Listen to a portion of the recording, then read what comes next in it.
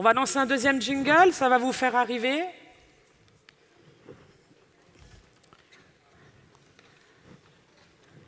Jingle, s'il vous plaît.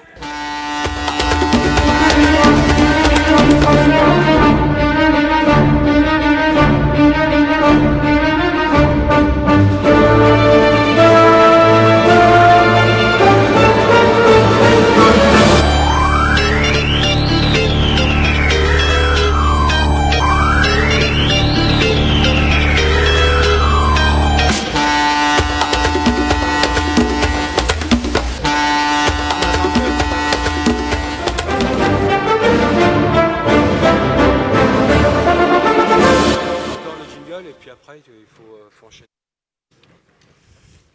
Ok.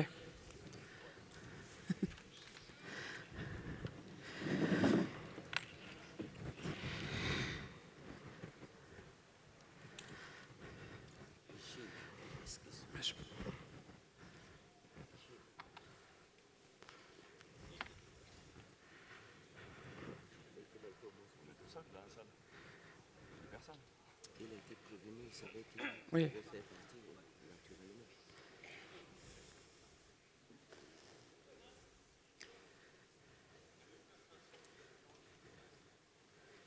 Ravi de vous retrouver pour cette troisième journée de congrès. Nous espérons que vous avez passé une bonne soirée dans cette belle ville du Havre. On va se laisser quelques minutes pour que vous preniez tous place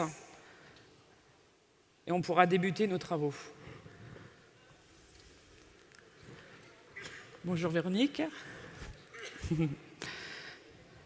Le petit Gilles qui était attendu à la tribune a été retrouvé. L'alerte enlèvement peut être levée. Merci à ce service précieux qui a très bien fonctionné.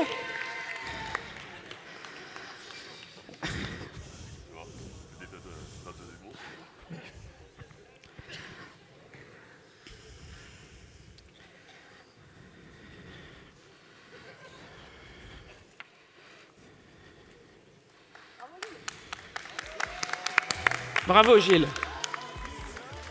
Le chemin fut long et périlleux, mais tu as survécu. Madame la Présidente.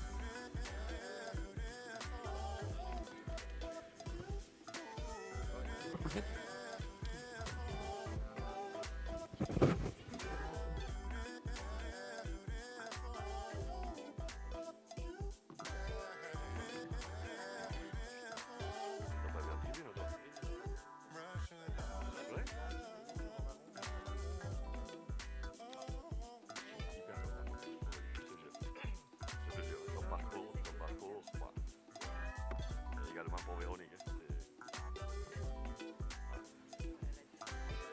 J'ai un peu tendu là ce matin, je me disais, je passe pas le faire l'opérer aussi là. Moi je l'ai vu pleurer cette fille. Quand elle a été demandée à la c'était adjointe. Voilà, je te jure. Chier, horrible.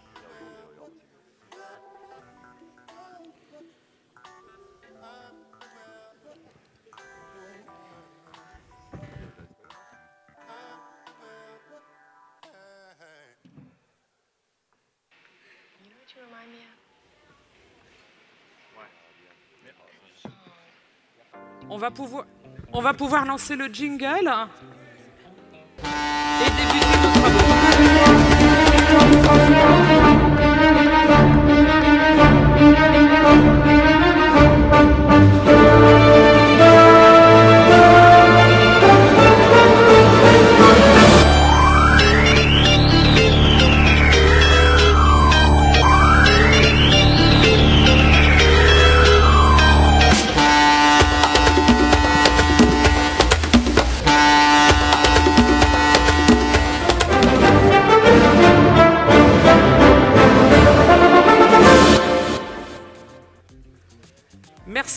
êtes tous présents.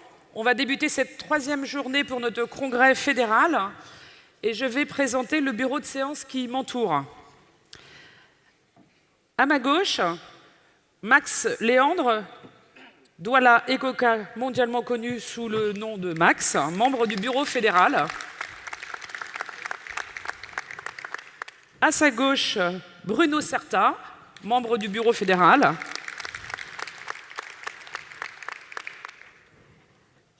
Au bout de la tribune, Gilles Martin, membre du bureau fédéral.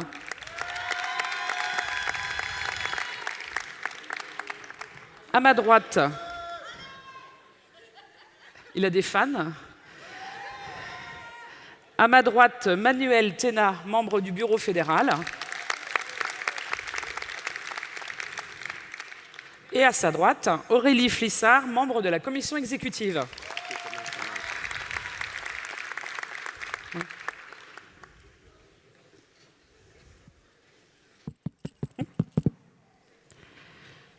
Et à ma droite, notre présidente de séance, Sandrine Villalon.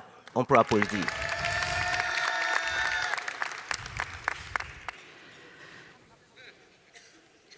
Alors, un petit point pour le déroulé de cette journée. Donc, je vous annonce que l'élection du bureau fédéral se déroulera pendant la pause déjeuner. Les membres de la commission de la résolution du Congrès sont déjà invités. À noter qu'il faudra qu'ils se rendent à 11 h en salle 110. La présentation des candidatures aura lieu à 12 h et pour cela, les candidats à l'élection monteront à la tribune. Je demanderai donc aux candidats d'être ponctuels et d'être présents à midi à proximité de la tribune pour pouvoir faire leur présentation. On va commencer donc nos travaux par la réponse aux interventions des syndicats sur le rapport d'activité. Et j'invite Olivier Guiverch, notre secrétaire général, à prendre la parole. Merci Olivier.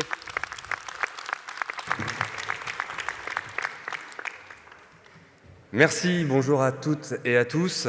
Merci pour votre bonne humeur, votre sens de la convivialité, votre bienveillance. C'est ce que disent les observateurs qui sont ici, qui connaissent la manière dont les congrès d'autres organisations se déroulent. J'entends aussi qu'il y a du respect, un réel plaisir à se retrouver. Je vois les photos qui circulent sur les réseaux sociaux et qui donnent une belle image de notre syndicalisme. Merci pour la qualité de vos interventions venant de 28 syndicats, la variété des sujets qui a complété le rapport d'activité et sa présentation, tant pour les critiques positives que pour des critiques négatives, mais constructives.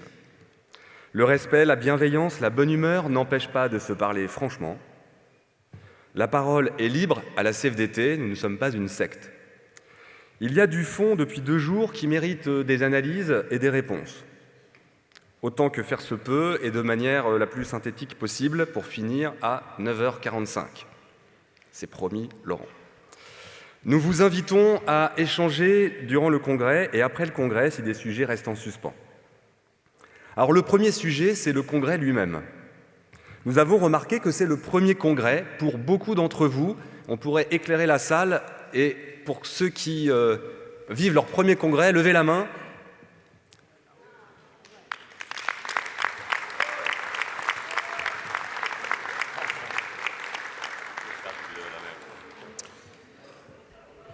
Ce n'est pas principalement dû au turnover dans les entreprises, à la mobilité professionnelle et géographique, c'est principalement le signe du renouvellement dans notre organisation, la capacité à transmettre les responsabilités. C'est un signe de bonne santé démocratique, avec de bonnes pratiques d'organisation. Il est utile d'inclure des délégués primo-congrès dans sa délégation, et c'est ce que vous faites, et vous faites bien.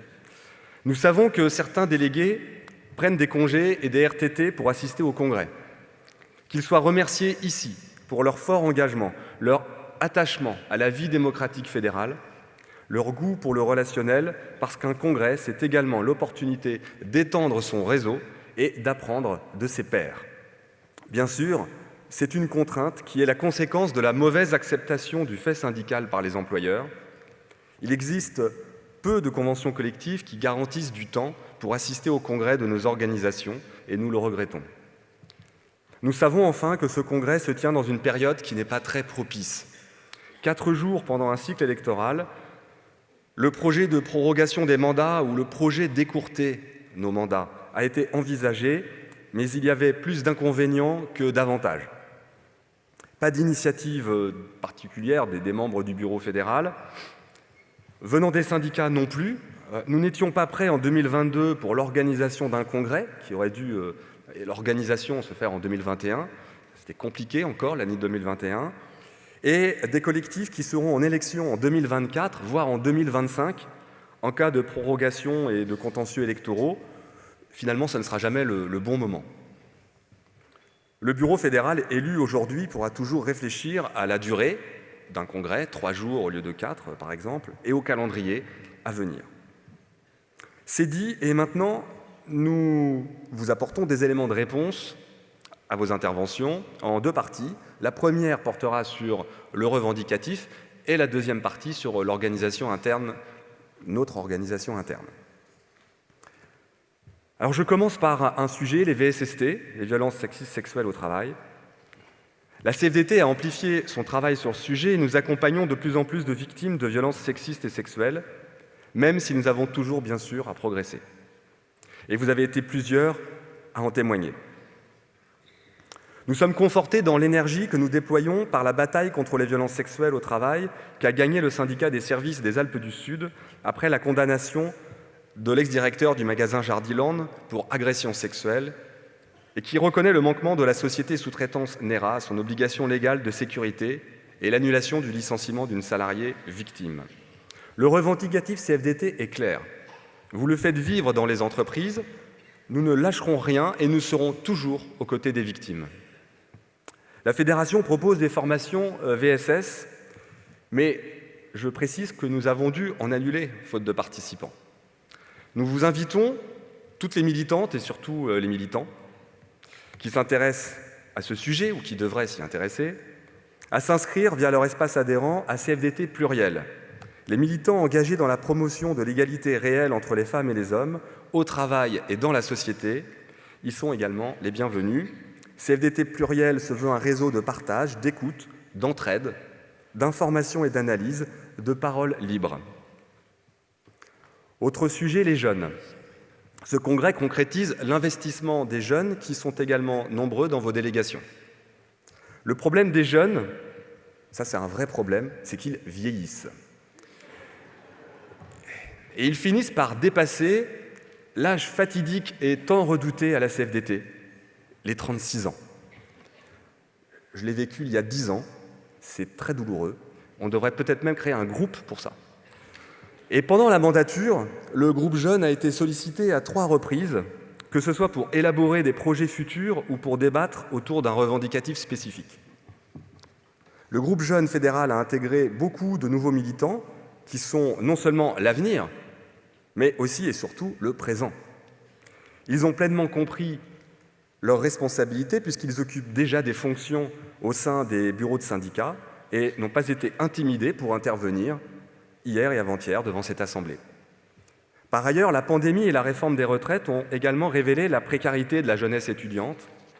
Ces jeunes étudiants qui choisissent justement les secteurs des services, souvent pour leur premier emploi, afin de financer leurs études. Les initiatives se sont multipliées localement afin de collecter des denrées de première nécessité et ont permis de créer ce contact et cette confiance qui donne envie de nous rejoindre. Nous nous réjouissons que de nombreux syndicats fassent vivre le fédéralisme opérationnel pour de tels objectifs en s'associant avec l'interprofessionnel et des syndicats d'autres fédérations.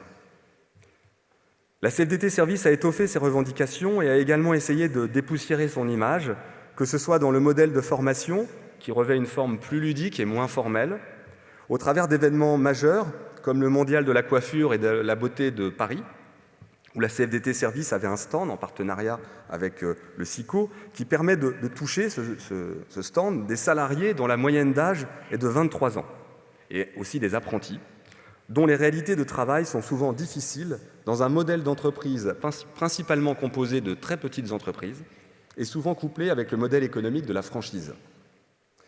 Cette jeunesse qui ne demande qu'à s'engager, vous l'avez souligné dans vos interventions, pour peu que l'on se préoccupe des situations de vie concrètes et surtout que l'on aille vers elles. Les jeunes sont touchés par l'équilibre vie pro, vie étudiante, vie perso et ont pu trouver auprès de la CFDT Service des réponses concrètes. Vous avez encouragé la fédération à poursuivre en ce sens, voire à développer plus d'initiatives en complément des actions des syndicats, et c'est bien notre intention. Le travail. Le Covid a été au cœur du nombre de vos interventions, c'est évident.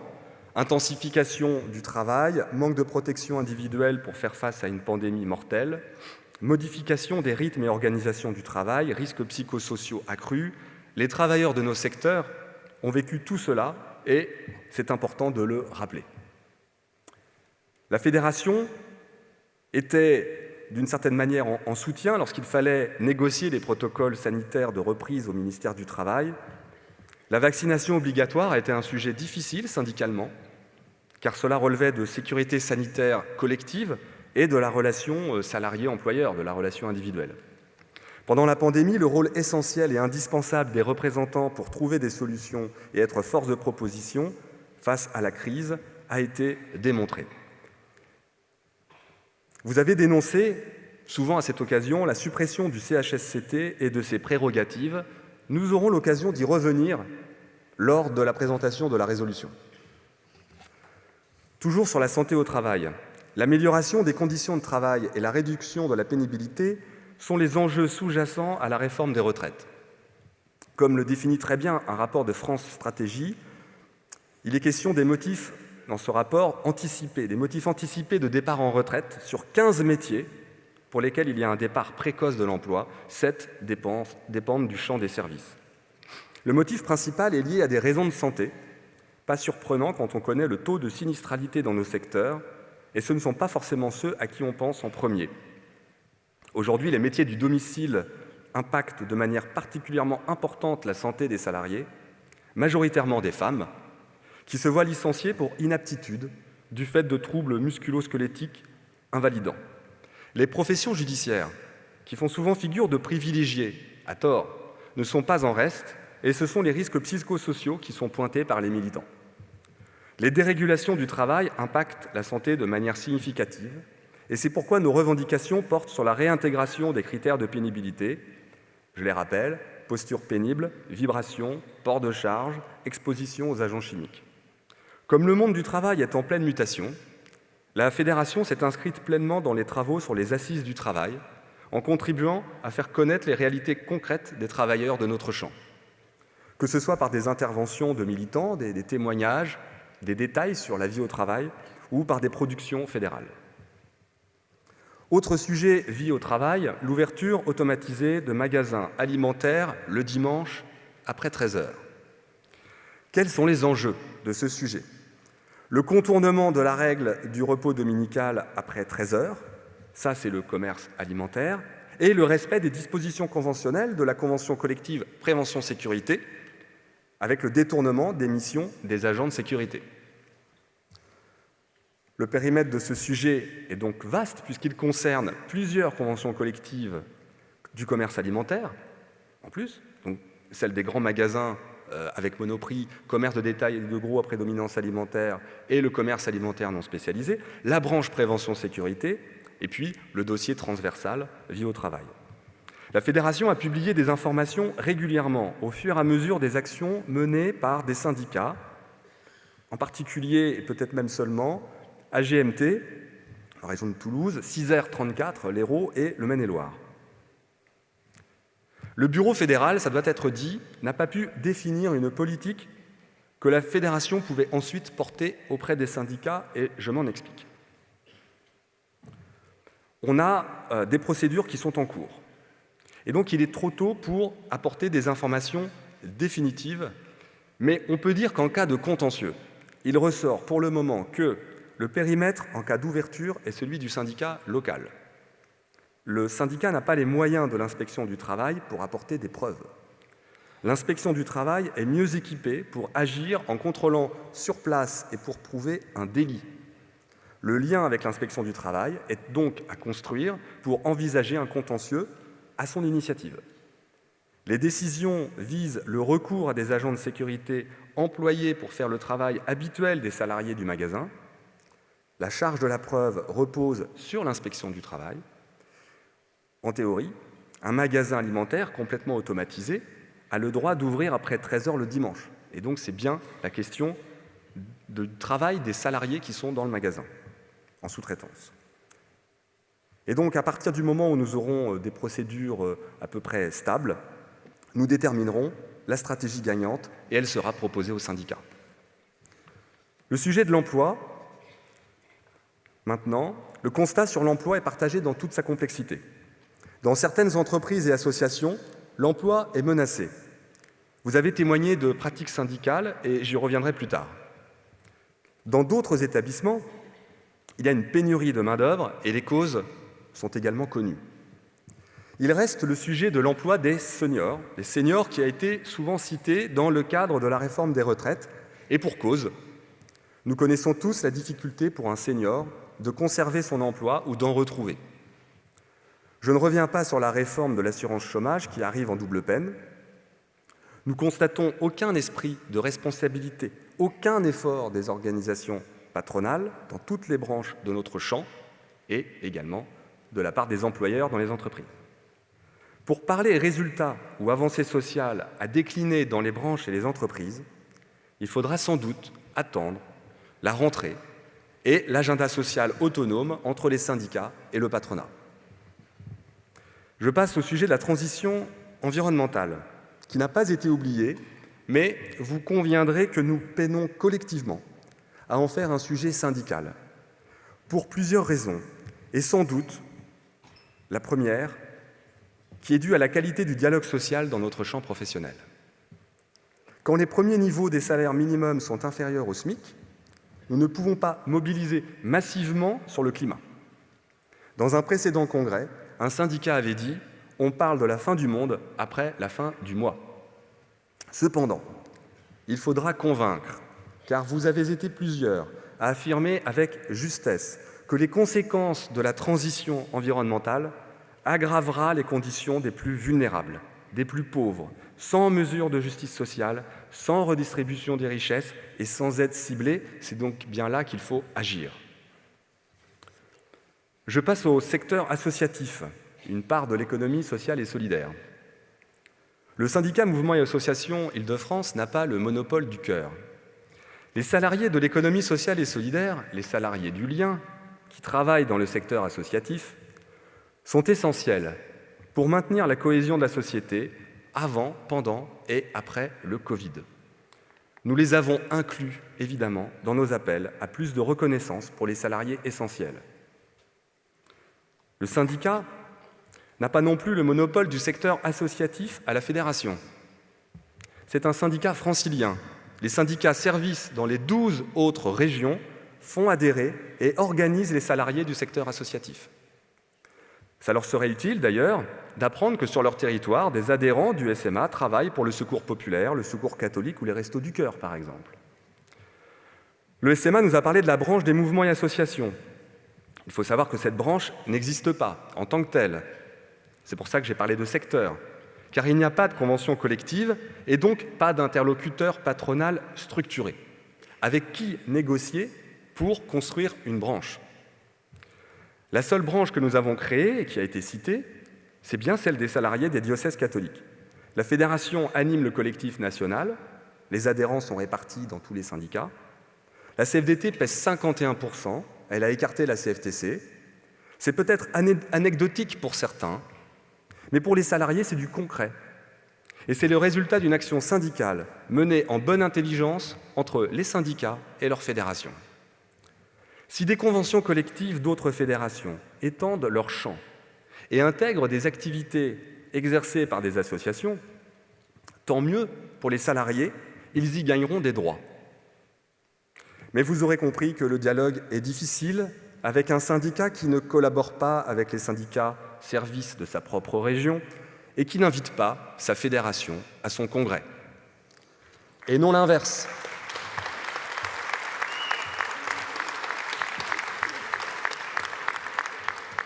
Et non l'inverse. La situation évoluera sans doute avec le renouvellement des responsables, avec une bonne respiration démocratique. Je passe au sujet des salariés du particulier employeur et assistantes maternelles.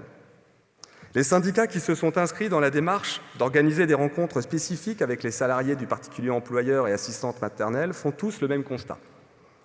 Cela amène une meilleure compréhension de ce secteur spécifique. Cela génère systématiquement des adhésions et nécessite d'être à l'écoute des besoins de ces salariés isolés.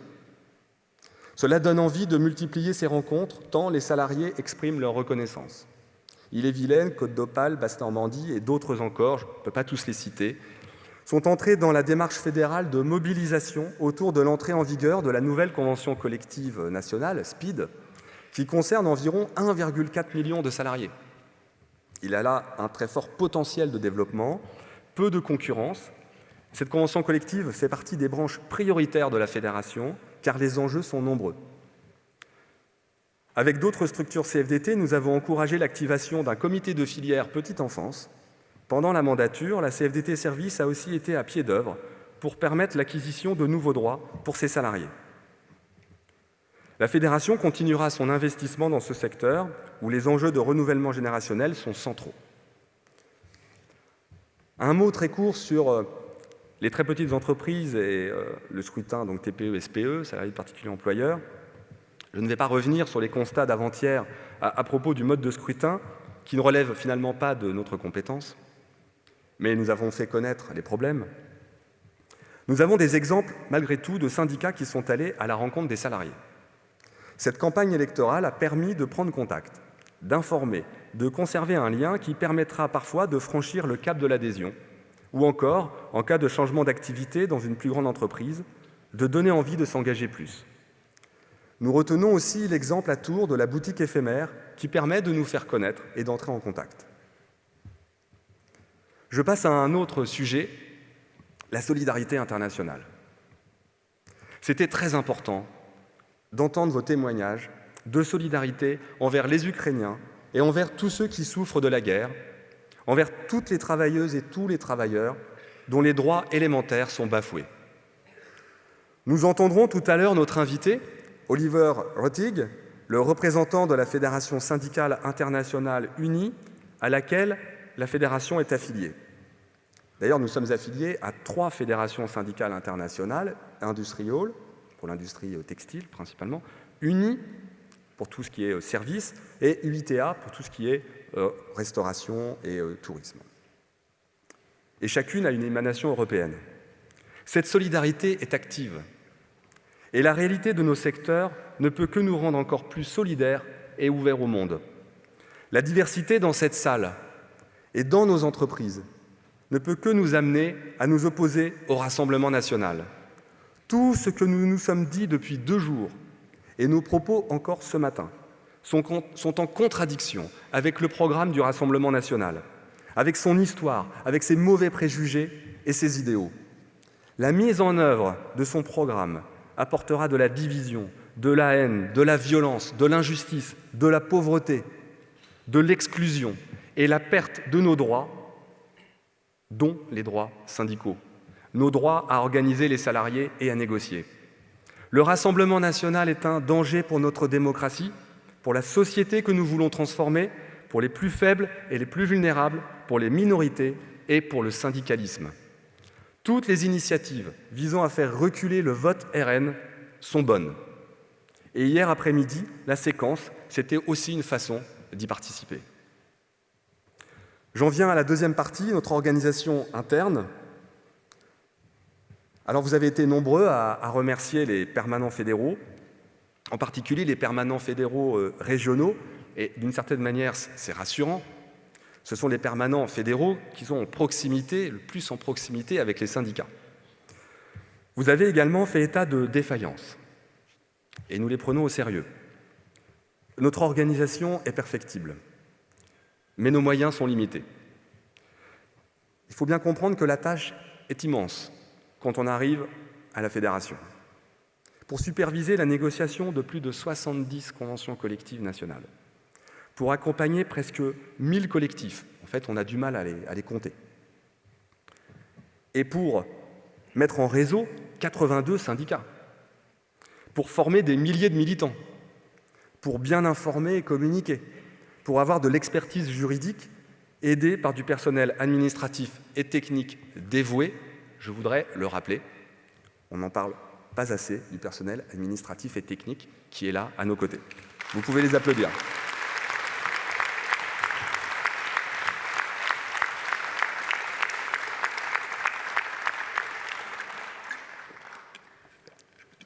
L'arrivée de... C'est vraiment trop bas, ça. L'arrivée de nouveaux adhérents et militants et les nouvelles implantations ne font qu'accentuer la pression. Mais on ne va pas se plaindre d'avoir du succès. Alors je commence par la formation. Vous avez été quelques-uns à revenir sur la formation syndicale, activité qui a été bousculée par les mesures sanitaires, faut-il le rappeler. La formation à distance a été une réponse adéquate pour les uns et peut-être encore proposée à l'avenir. D'autres considèrent qu'elle n'est pas adaptée. Nous avons donc essayé de trouver des solutions et nous avons proposé de délocaliser un certain nombre de formations qui ont eu un succès. Mais la demande est importante. Nous aurions souhaité proposer évidemment plus de proximité, plus de formation. Mais ça veut dire aussi plus d'animateurs de formation. Nous pouvons vous assurer que nous l'avons fait à chaque fois que c'était possible. Néanmoins, nous ne pouvons nous substituer aux structures interprofessionnelles dont c'est la prérogative et la compétence d'offrir de la formation syndicale en proximité. Le chantier confédéré pour la mutualisation de la formation syndicale a commencé, vous le savez. Nous en verrons les résultats au cours de la prochaine mandature. Deuxième sujet interne dans la prise en charge, les élections. La saison a recommencé. Et il est logique que le sujet précis, mixité et proportionnalité, arrive sur la table. La position de la CFDT Service est la suivante. Il faut s'efforcer de ne pas s'affranchir des règles de manière à pouvoir, de bonne foi, aller en contentieux. Prendre le risque d'une liste qui ne respecte pas la mixité et la proportionnalité, c'est prendre un risque pour le salarié qui nous a fait confiance. C'est aussi perdre en crédibilité si nous devons contester la liste concurrente. Et bien sûr, le pluralisme syndical nous challenge avec des organisations syndicales opportunistes. C'est une bonne transition pour revenir très vite sur des pratiques syndicales que vous avez valorisées. Retenons d'abord la force du collectif, très incarné hier dans la séquence élection. Collectif toujours avec l'idée de collectif de centre commercial. Collectif décidément dans l'articulation entre les coordinations de sections et les syndicats. Ça, c'est un sujet, ce sera le sujet à chaque congrès, à chaque conseil national fédéral. La fédération favorise au maximum les liens de manière à profiter de ce qui fait notre atout et qui a été résumé en une phrase par l'un d'entre vous. Je le remercie, ça me permet de bien synthétiser les choses. Les élus et mandatés connaissent l'entreprise, les responsables de syndicats connaissent leur territoire. Le dernier sujet, mais pas le moindre, c'est vous, les syndicats. Au-delà de l'aide apportée par les permanents fédéraux régionaux, la fédération, à travers les conventions POS, apporte une aide financière aux syndicats. Durant la mandature, 43 syndicats ont bénéficié de ce dispositif permettant de financer du temps pour les responsables des syndicats afin qu'ils puissent exercer leurs fonctions. Ainsi, la fédération a contribué financièrement à hauteur de presque 2 800 000 €, soit une part significative du budget fédéral. Comme cela a été rappelé lors de la présentation du rapport financier, c'est une politique fédérale d'aide au développement et à la structuration des syndicats complètement assumée, contrôlée par le Bureau fédéral, dans le respect des critères objectifs, une politique qui n'a pas d'égal dans les autres fédérations et qui s'explique par l'absence de droit syndical. Et c'est dans l'intérêt vraiment collectif de poursuivre cette politique. Vous avez été plusieurs à alerter sur les conditions difficiles vécues par les militants dans l'exercice de leur mandat.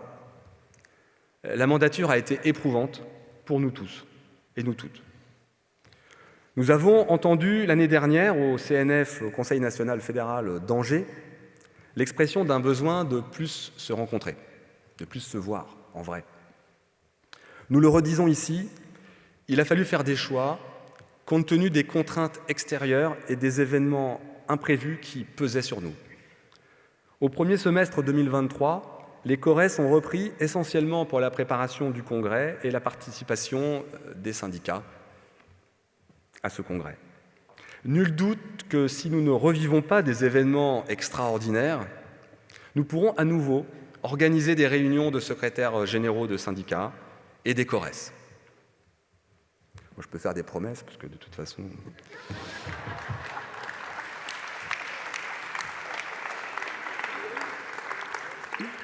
Je plaisante, hein. C'est une réponse collective.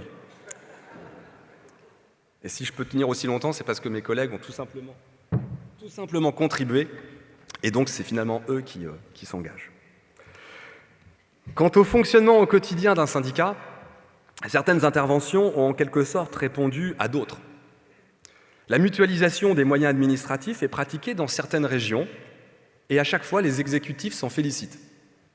Vous aurez l'occasion d'expliciter vos forces et vos faiblesses, vos besoins et vos difficultés dans les rendez-vous des syndicats. Ces moments de rencontre animés par la Confédération, la région et la Fédération, toute cette année, les rendez-vous ont déjà commencé et jusqu'ici, c'était Laurent Bigot qui se promenait et qui représentait la Fédération. En tous les cas, malgré le manque de reconnaissance qui se construit trop lentement, la mauvaise qualité du dialogue social fréquemment constaté, mais dont les employeurs ne pourront se passer, nous allons progresser cette année. De nouvelles sections vont être organisées et tout sera entrepris pour fidéliser nos adhérents. Les syndicats recevront le meilleur soutien possible dans la limite des moyens humains et matériels, je pense que vous l'aurez compris. Et pour reprendre les mots d'hier, nous serons tous sur une même ligne, celle de la CFDT.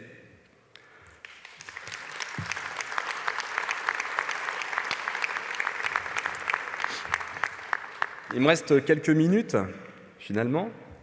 Alors, je vais en profiter pour avoir quelques mots plus personnels, parce que c'est la dernière opportunité, en fait, de m'adresser à vous dans ce format. Et je voulais dire un mot. Je ne vais pas faire tout un long discours, c'est promis. Je voulais dire merci.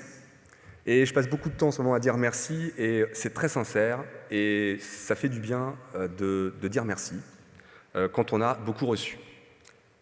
J'ai remercié mon équipe, qui aurait pu vraiment m'en vouloir d'être embarqué parfois dans des galères, et qui a fait preuve finalement d'une très grande résilience, puisqu'ils m'ont pardonné et ont décidé d'organiser le congrès dans ma ville natale. C'est vous dire si... Voilà. J'ai remercié aussi les membres du bureau fédéral lundi. J'ai pu leur dire merci pour toutes ces réunions, tous ces échanges et toutes ces relations très riches qui se nouent au bureau fédéral. Et je pourrais remercier bientôt chaque membre du personnel fédéral, des membres du personnel fédéral, pour certaines et certains que je connais depuis très longtemps. Certaines et certains, je les connais depuis 2002 quand j'ai été mandaté par la fédération, et puis d'autres, je les ai mieux connus quand je suis arrivé dans l'exécutif en 2009. Et donc je prendrai le temps de les remercier pour toutes ces années. Et je voudrais évidemment vous remercier, vous, responsables de syndicats.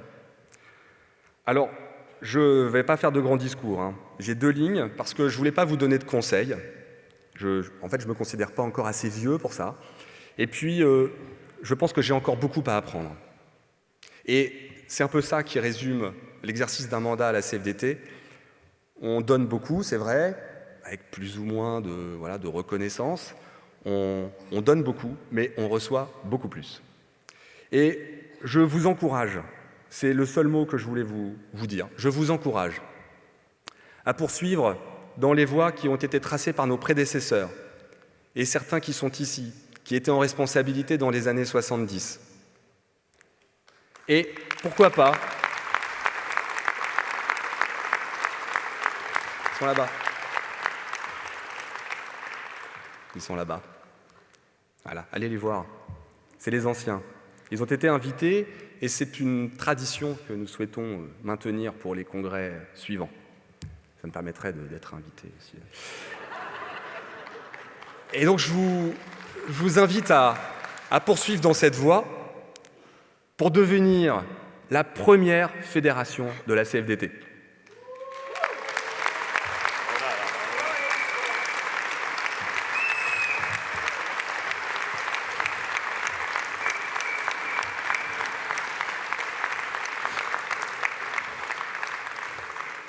bientôt, il y a des chances que je pourrais plus le dire, en fait. Je pourrais plus...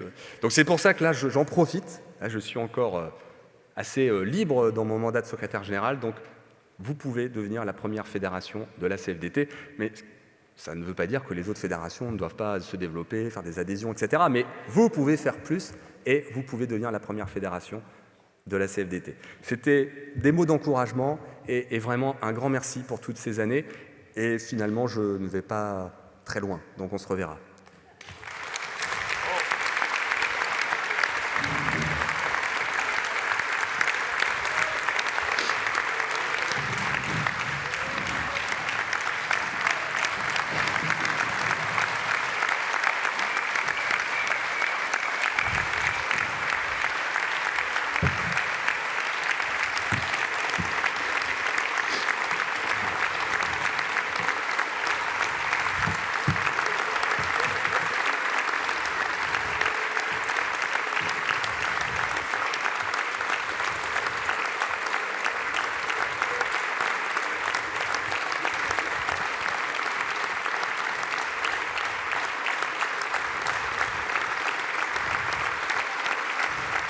Merci.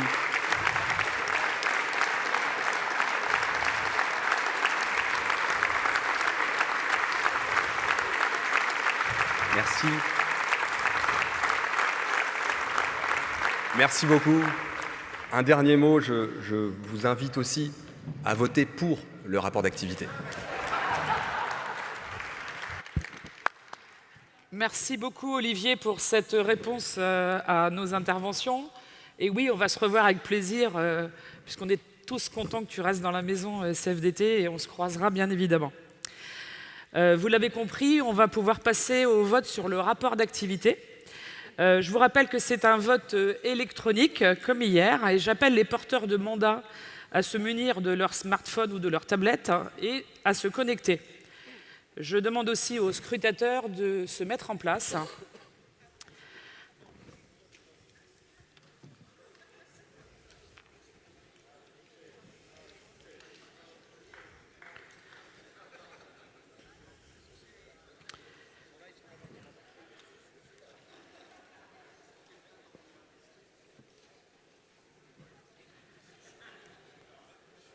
On va avoir 4 minutes pour voter. Maintenant, si je vois que vous n'êtes pas tout à fait prêts, on laissera le vote ouvert. Alors, je déclare le vote ouvert. Open the vote.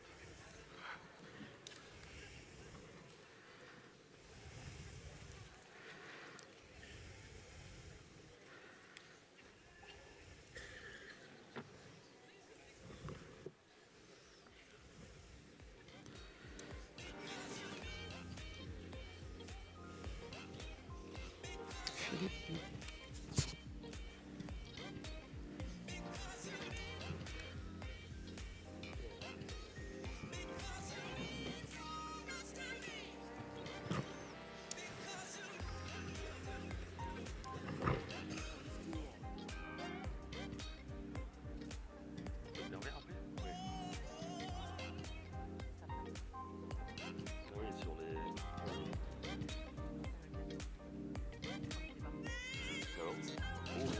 Contre aux conséquences.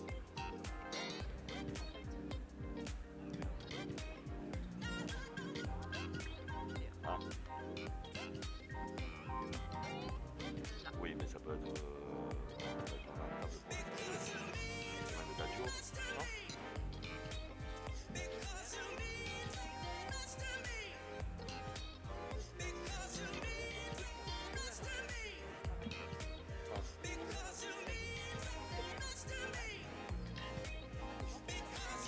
Oui. Bien sûr. C'est des gars réformistes.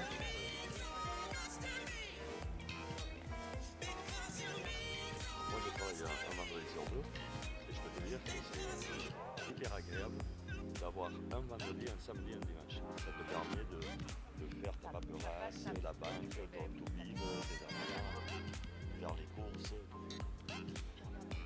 Le plus compliqué, c'est de travailler. Une fois que tu es au boulot, moi, faire 8 heures ou faire 9 heures, et en plus, tu économises des trajets de transport. Je pense que c'est un réglage à faire là-haut. Hein. Alors pour le retour, hein, pour la vidéo, ouais. Bien sûr, bien sûr. Madame la Présidente, moi, j'ai pas de verre, j'ai pas de gobelet.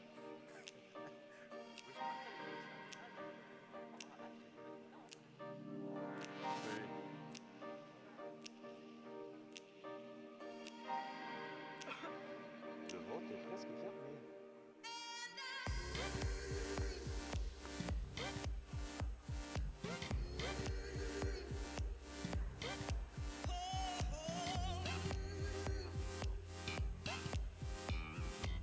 On va prolonger le temps pour voter. Quelques problèmes techniques, donc des tablettes vont être mises à disposition dans la salle. Donc pas de stress, on prolonge.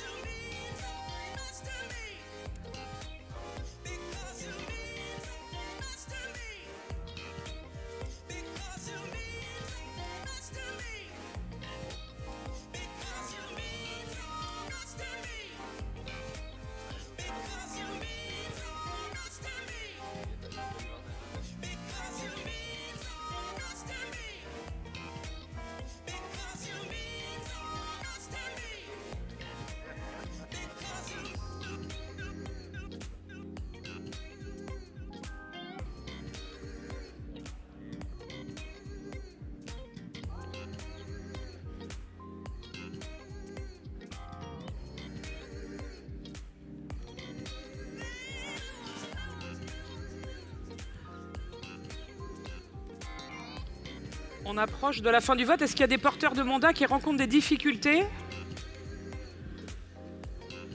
de connexion ou de technique autre?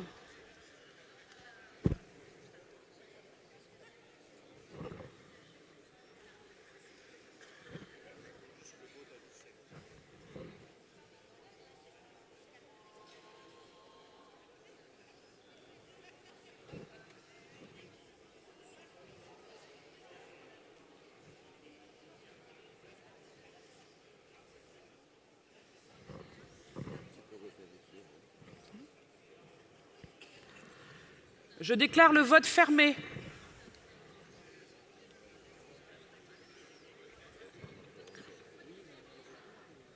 Le vote est donc clos et on va pouvoir, comme vous le voyez à l'écran, donc le rapport d'activité est approuvé à 90,07%, 9,93% contre. Bravo.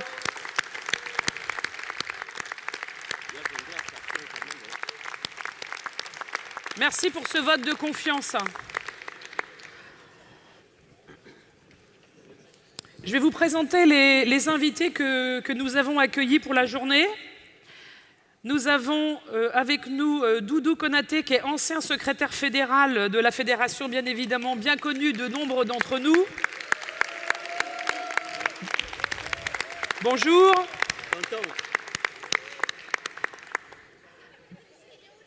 Dominique Fabre, qui a été secrétaire général de l'Union confédérale des retraités jusqu'à la semaine dernière. Bienvenue.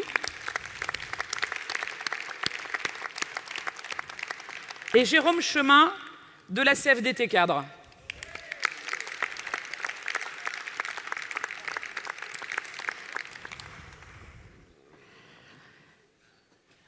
Nous allons passer à l'intervention des organisations syndicales que nous accueillons aujourd'hui. Donc, on va commencer par l'organisation syndicale internationale Uni Europa. Et j'invite Oliver Rettig à nous rejoindre pour son intervention. On peut l'applaudir.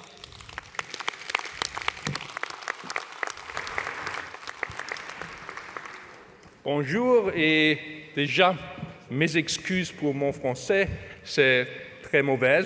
Je suis allemand, mais j'ai essayé et de bonne part, je ne parle pas bon, mais pour la communication avec les employeurs français, ça suffit.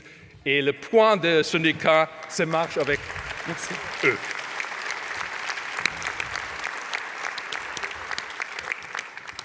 Chers collègues, c'est un grand honneur et un plaisir d'adresser aujourd'hui les meilleurs vœux de Uni-Europa et Uni-Global Union à la CFDT.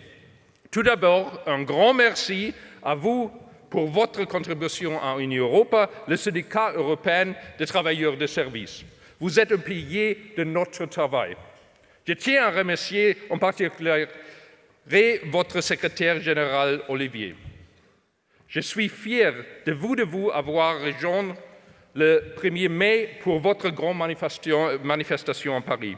Les 7 millions de membres de Uni-Europa, l'ensemble des mouvements européens sont à vos côtés dans la lutte contre une réforme de retraite que les travailleurs rejettent, oui, que le peuple rejette.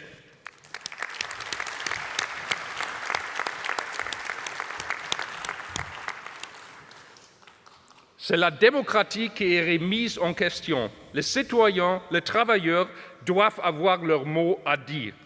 64 ans, c'est non.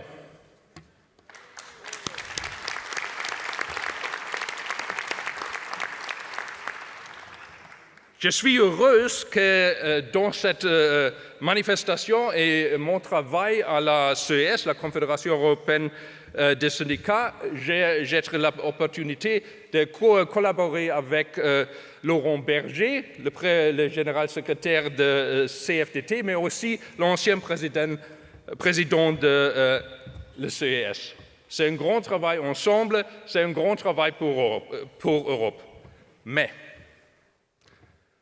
avec les 64 ans, 7 non, Macron a tourné le dos aux citoyens. Il ne tient pas compte des préoccupations des travailleurs.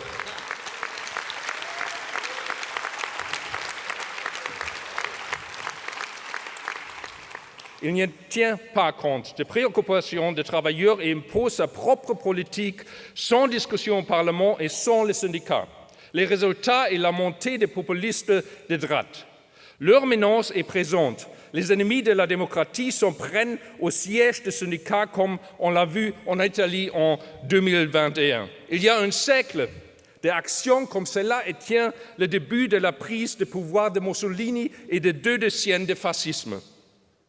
Les syndicats sont un obstacle pour les forces antidémocrates.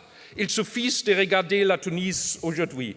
Luttons contre toutes les tentatives de populistes de dire que la démocratie ne fonctionne pas et s'est autoproclamé défenseur des travailleurs. Non, c'est le mouvement ouvrier. Ce sont les syndicats, nous sommes la voix collective des travailleurs qui se réunissent pour avoir notre mot à dire.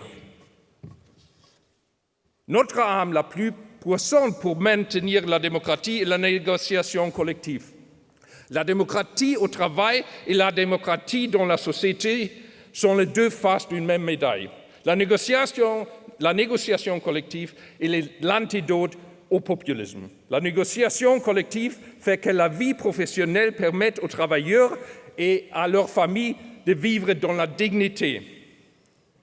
Collègues, avancer par la négociation collective est le slogan d'Uni-Europa. C'est ainsi que nous garantirons aux travailleurs un bon salaire et une voix.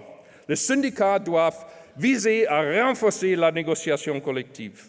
On travaille pour un monde meilleur pour tous les travailleurs et pour la société dans son ensemble. Aujourd'hui, c'est plus important que jamais. La crise du coût de la vie à laquelle les travailleurs sont confrontés est une crise des salaires. Et les moyens d'y faire face sont des syndicats plus forts et des structures de négociation collective plus solides. Même l'Union européenne voit la lumière. Ils se sont battus contre les syndicats et les négociations collectives pendant 20 ans. Cela était et reste un dur combat. 80% de couverture des négociations collectives partout. C'est désormais un objectif de l'Union européenne. Pourtant, chers collègues, ce n'est qu'un objectif politique. En tant que syndicats, nous devons nous assurer que les 80% deviennent une réalité partout d'abord. C'est une fille de sécurité pour tous les pays, nous devons en faire une norme et vertu de laquelle aucun pays ne devrait être autorisé à tomber en dessous.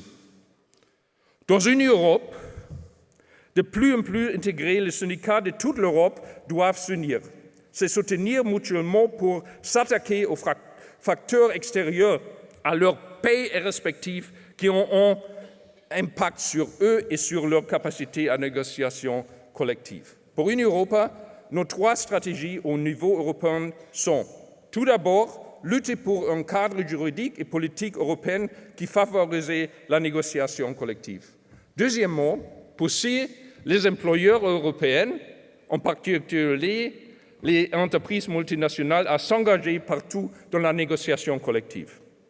Troisièmement, et plus important, c'est d'organiser une base d'adhésion solide et active qui nous donne le pouvoir de travailleurs dans la négociation collective.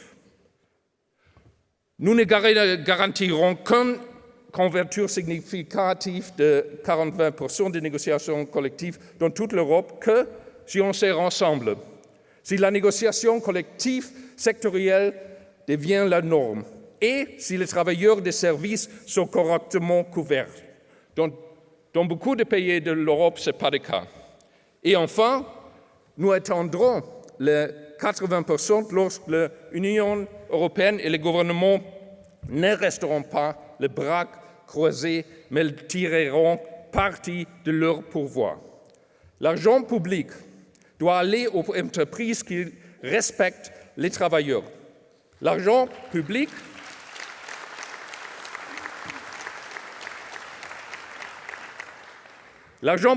n'est pas là pour soutenir les entreprises qui se font concurrence sur le bas salaire et les mauvaises conditions de travail.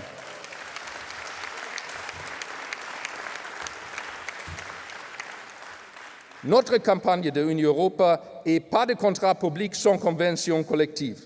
Nous avons 170 députés européens qui nous soutiennent. Nous nous associons aux employeurs du secteur de la propriété et de la sécurité privée.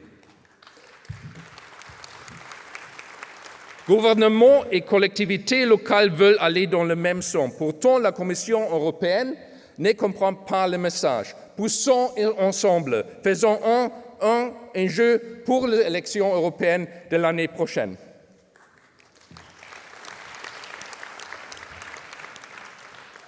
Chers collègues, nous devons renforcer notre pouvoir de négociation, mais le plus important est de l'utiliser.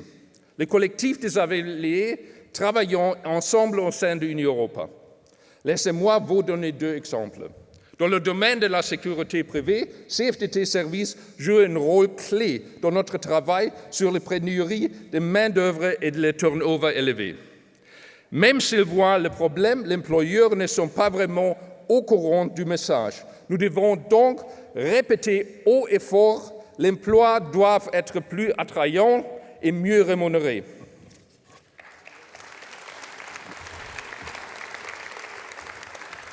C'est aussi l'objet de notre campagne « Pas de contrat public sans convention collective ». Non seulement l'employeur doit payer correctement les travailleurs, mais les pouvoirs publics doivent payer correctement les entreprises aussi. J'ai vu vos supports pour la Journée nationale de la propriété.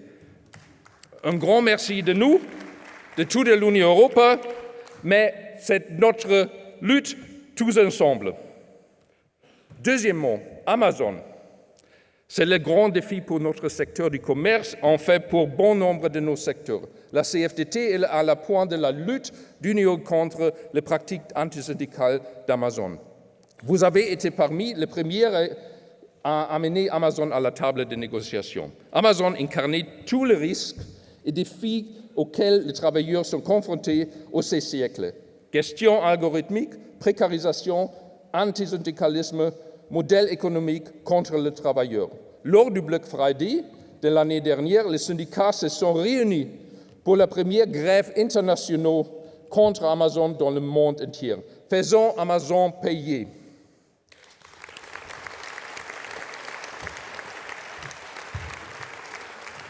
Chers collègues, la plupart d'entre vous connaissent le conte des fées du prince Grenouille et la dauphin. La fin de Disney, la princesse embrasse la grenouille et le prince émerge. Si les travailleurs ne voient pas de changement substantiel, la politique de l'Union européenne pour parvenir à un accord équitable, nous devons alors envisager la deuxième fin. La princesse jette la grenouille contre le mur et puis il y a le prince.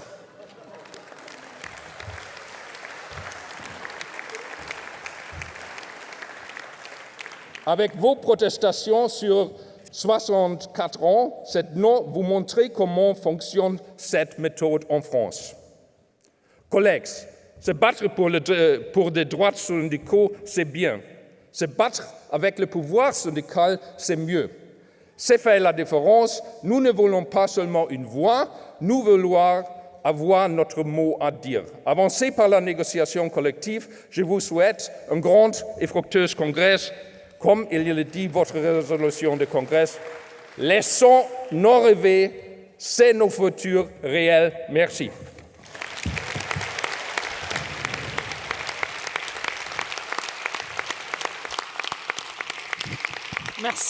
Merci beaucoup, Oliver. Merci beaucoup. Je vais donner la parole au syndicat CFDT Commerce et Services de l'île de la Réunion, qu'on va accueillir avec grand plaisir. On les applaudit.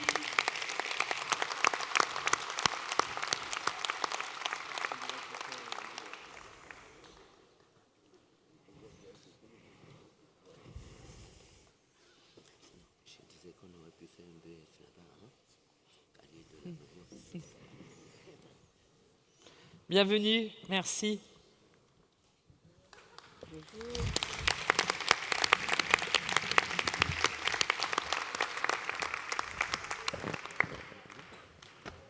Alors, bonjour à toutes. Comment il est? Eh oui. Alors, à la réunion, on nous dit bonjour tout le monde. Comment allez-vous? Voilà, nous les bien. Allez, fais péter. On va décaler. Bon. Alors, pour moi aussi, c'est une première devant un congrès de la fédération, mais je vais essayer de faire mon mieux. Et je sais que vous allez tous être indulgents. Sinon, gare à vous, parce que les camarades, ils sont là pour défendre à moi. Hein? Bon, allez, on part. Alors, chers congressistes, chers camarades du Havre, cher Olivier, chers invités, d'abord, je voudrais vous présenter notre délégation. Alors, vous avez ici Gilbert Waro, secrétaire général adjoint du syndicat Commerce et Services. Nadège Robert, la garante des finances de notre trésorerie.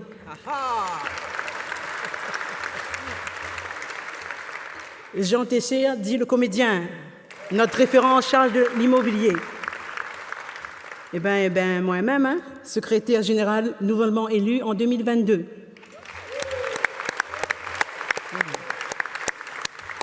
Alors, excusez-moi, mais un petit souci de technique, hein. Alors, un seul mot, merci. Merci de nous avoir invités à ce 16e congrès de la Fédération Service au Havre. C'est toujours un grand plaisir de participer aux travaux de notre fédération et entouré de nos camarades lors de ce congrès. Merci aux camarades du Havre pour leur accueil. Merci à l'ensemble des équipes qui ont œuvré pour la réussite de ce beau congrès. Et un grand merci à Sylviane. La Réunion, pour ceux ou celles qui ne le connaissent pas encore, est située dans l'océan Indien avec une population d'environ 913 000 habitants diversifiés. On a toutes les races là-bas et je les bienvenus.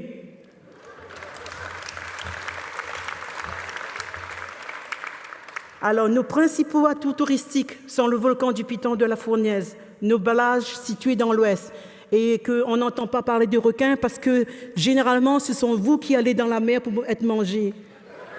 Voilà. Et vous allez vous rendre compte que le requin n'a jamais mangé quelqu'un qui habite à La Réunion. Hein? Bon. Alors, sur nos montagnes, pour les adeptes de grandes marchés, de la randonnée et surtout pour les sportifs, le Grand Raid. Des survols en hélicoptère pour découvrir nos belles montagnes, Nous sommes à plus de 9000 km, soit à plus de 11 heures de vol de l'Hexagone. Qu'on arrête de parler de la métropole, c'est bien Hexagone. Alors, moi, je vous conseillerais de voyager le soir, parce que le soir, on fait de dos. Donc, vous ne verrez pas le voyage qui est trop long. Lorsque vous allez arriver, ce sera top. Alors, non seulement première... Excusez-moi. Ah, oui. J'ai pas de souris, hein, excusez-moi. Hein.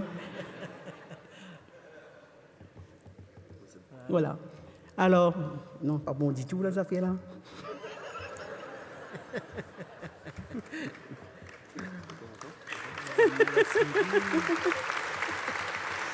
Voilà.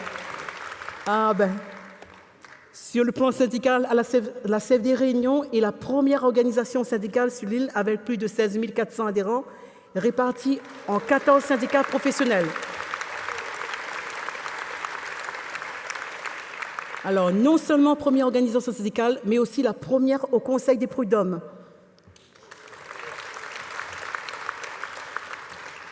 Alors, notre syndicat Commerce Service compte plus de 4029 adhérents, soit près de 25% du nombre total d'adhérents, et nous sommes le premier syndicat à la CFDT Réunion.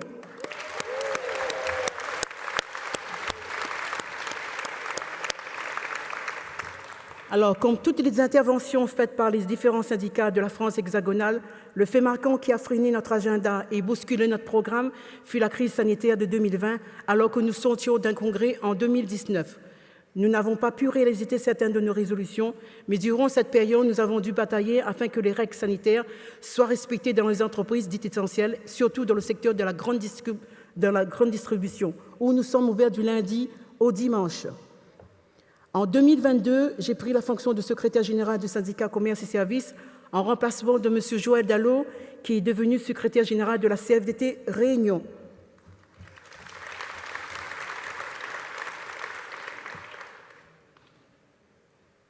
Avec mon équipe, nous avons dû établir une feuille de route sur la restructuration de notre syndicat avec la mise en place des référents de branche calqués sur notre fédération des services.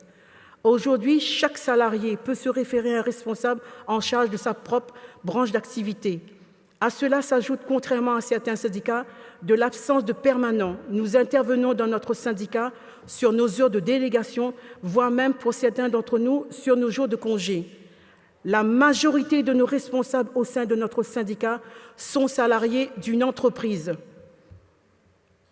Un des souhaits importants pour nous est de renforcer la coopération avec notre fédération nationale et surtout que nos référents de branche puissent prendre la tâche auprès de la fédération afin de pouvoir bénéficier de soutien et de conseils et de formation. Nous préparons actuellement notre congrès qui aura lieu le 6 octobre 2023. À cette occasion, nous serons très honorés d'accueillir, comme l'a dit un de nos camarades, la gazelle aux yeux lunettes rondes à notre congrès.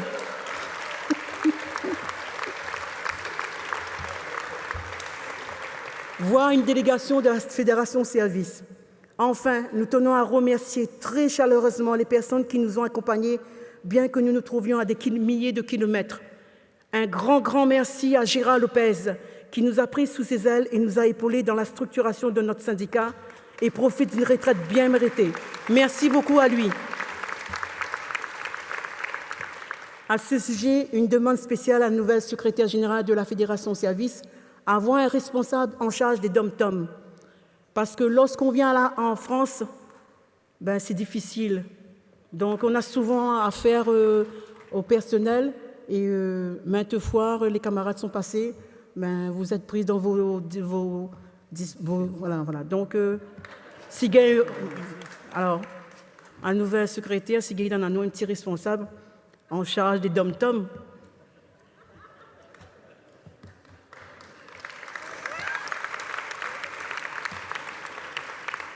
Ne demande pas, hein.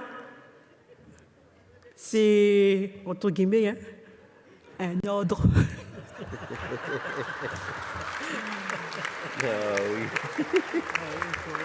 Ben, nous essayons, nous passe quand même, parce qu'après nous, ça va. Ensuite, Un remerciement à Sylvain Massé et Thierry Babot du groupe Carrefour pour leur soutien et surtout d'avoir permis d'intégrer une délégation de la Réunion dans les différentes coordinations.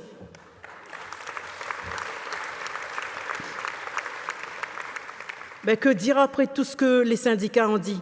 À Olivier Guivache et Laurent Berger qui étaient venus à notre congrès, un grand merci. Et bon vent, comme dit Bana.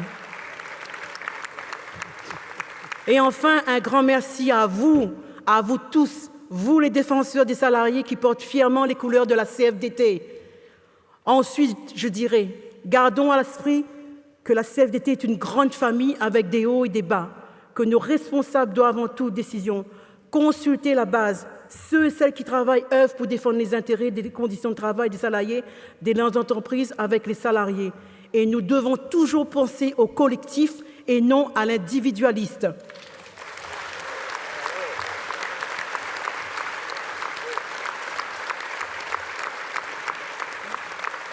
Et comme on dit en créole et dans l'intérêt de nos adhérents, tiens beau, lag pas. Ce qui veut dire, tenez bon et ne pas lâcher devant les difficultés. Merci pour votre écoute et bon congrès à tous.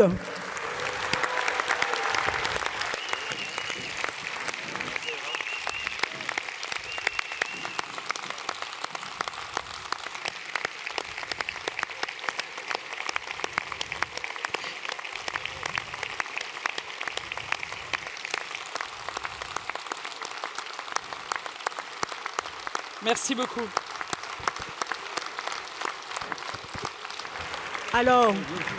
Alors, on souhaite offrir un petit cadeau à Olivier Guivache qui part et un petit cadeau à la gazelle Paulinette pour son arrivée et plein de bonnes choses.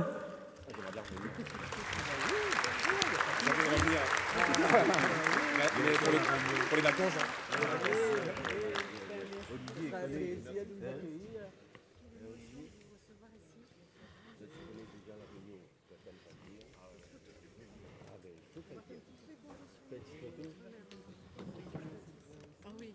Et si Sylvain rejoint à nous et arrangerait à nous par contre, hein, comme ça nous fait une photo de groupe. Ah non, c'est juste que j'ai demandé à Sylvain s'il était présent de nous rejoindre. Voilà, merci. Hein, Sylvain? Oui, Sylvain.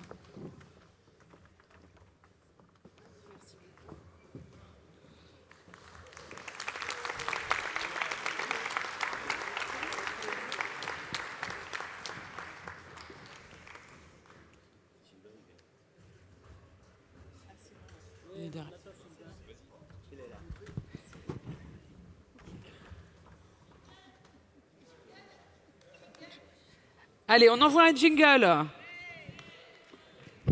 S'il vous plaît, merci.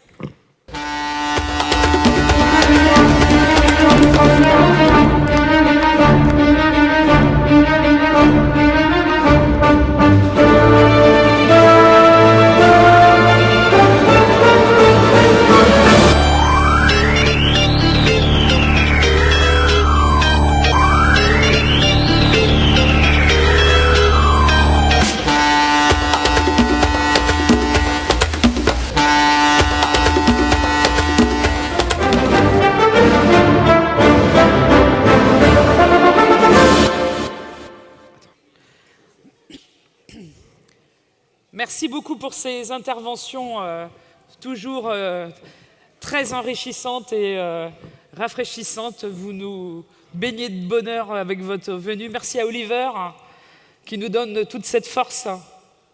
Et puis merci aux camarades de l'île de la Réunion. Alors, je vous annonce qu'après la pause, nous allons travailler en sous-groupe, en atelier, dans les différentes salles qui se trouvent au premier étage. On vous propose plusieurs thèmes.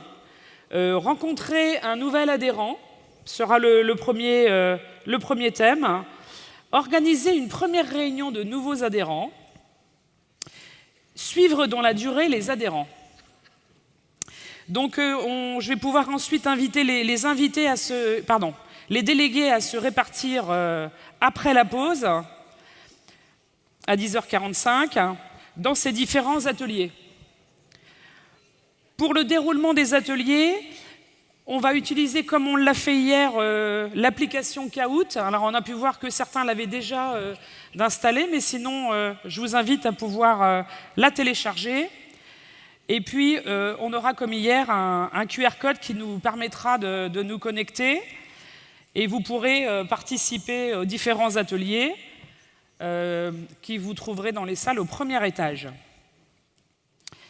Je rappelle que l'élection du bureau fédéral se déroulera pendant la pause déjeuner, que la présentation des candidatures aura lieu à 12 h et que pour cela, on aura besoin que les candidats soient bien présents pour monter à la tribune. Et donc, on demandera à tous les candidats d'être prêts à 12 h. Je rappelle également que les membres de la commission de la résolution du Congrès sont invités à se rendre en salle 110 à 10h45. Et notre pause sera de 10h15 à 10h45. On vous demandera d'être ponctuel pour le retour de nos travaux à 10h45. Vous l'aurez compris, les travaux sont sur la fidélisation de nos adhérents. Nombre d'entre vous ont dit qu'ils enregistraient un nombre d'adhérents. Enregistrer des adhérents, c'est super, mais les garder avec nous et leur proposer les services liés à l'adhésion, c'est encore mieux. Donc, vous l'aurez compris, les travaux dans les ateliers sont évidemment sur la thématique générale de la fidélisation.